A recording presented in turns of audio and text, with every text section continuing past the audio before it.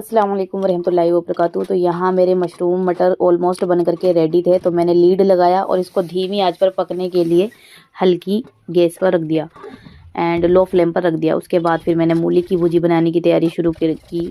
उसके लिए मैंने छोटा भगोना या भगोनिया आप कह सकते हो वो ली और उसको धो करके मैंने गैस पर चढ़ा दिया।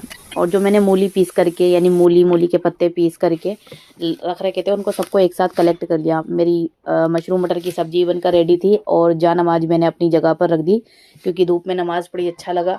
देन जो पानी गर्म करने का वाटर हीटर होता है उसको मैंने वापस उसके बॉक्स में रख करके फिर मैं किचन में आई और किचन में मैंने आकर के सब्जी वगैरह को देखा।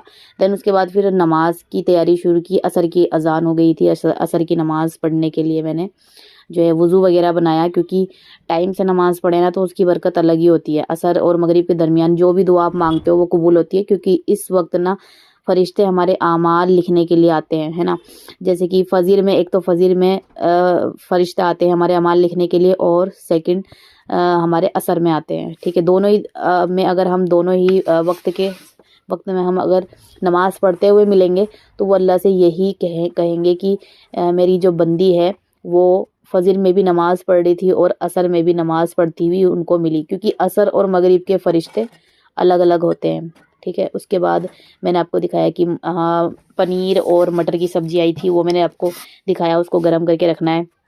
अब इसके बाद मैंने मूली की भुजी बनाने के लिए सबसे पहले छोटी भगोनी में तेल डाल करके उसमें ज़ीरा, हींग निकाल करके रखा ताकि जब तेल गर्म हो जाए तो फटाफट मैं उसमें ही डाल करके थोड़ा क्रैकल होने दूँ।